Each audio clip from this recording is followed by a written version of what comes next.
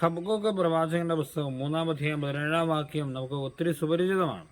അത്തിവൃക്ഷം പൂക്കുന്നില്ലെങ്കിലും, മുന്തിരിയിൽ ഫലങ്ങളില്ലെങ്കിലും, ഒലിവുമരത്തിൽ കായ്കളില്ലാതായാലും, വയലുകളിൽ ധാന്യം വിളയുന്നില്ലെങ്കിലും, ആട്ടിൻകൂട്ടം ആലയിൽ അറ്റുപോയാലും, കന്നുകാലികൾ തൊഴുത്തിലില്ലാതായാലും, ഞാൻ കർത്താവിൽ ആനന്ദിക്കും.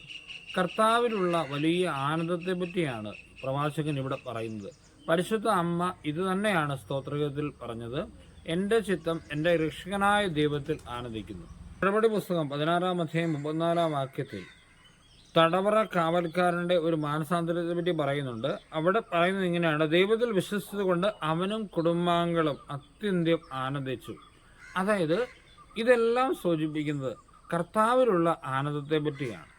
ആനന്ദവും സന്തോഷവും രണ്ടും രണ്ടാണ്. സന്തോഷം ഭൗതികമായ സന്തോഷമാണ്.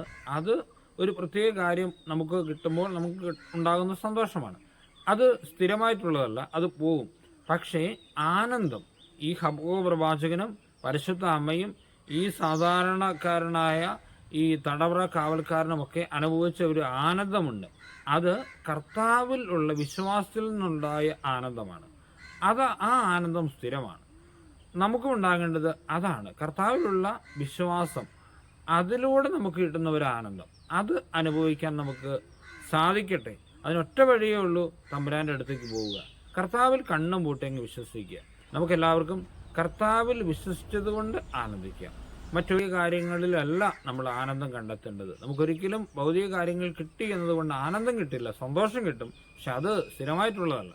പക്ഷേ എൻ്റെ ഈശോയുടെ സ്നേഹം എനിക്ക് തരുന്ന ഒരു സ്ഥിരമായൊരു ആനന്ദമുണ്ട്. അത് അനുഭവിക്കാൻ ഈശോയെ കണ്ണും പൂട്ടി സ്നേഹിക്കുക എന്നത് മാത്രമാണ് വഴി. ദൈവം എല്ലാവരെയും അനുഗ്രഹിക്കട്ടെ. നമ്മുടെ കർത്താവ് ഈശോ മിശിഹായുടെ കൃപയും പിതാവായ ദൈവത്തിൻ്റെ സ്നേഹവും പരിശുദ്ധാത്മാവിന്റെ സഹവാസവും നമ്മെല്ലാവരുടെയും കൂടെ ഇന്നും എപ്പോഴും ഉണ്ടായിരിക്കട്ടെ, ഇപ്പോഴും എപ്പോഴും എന്നേക്കും. ആമേൻ.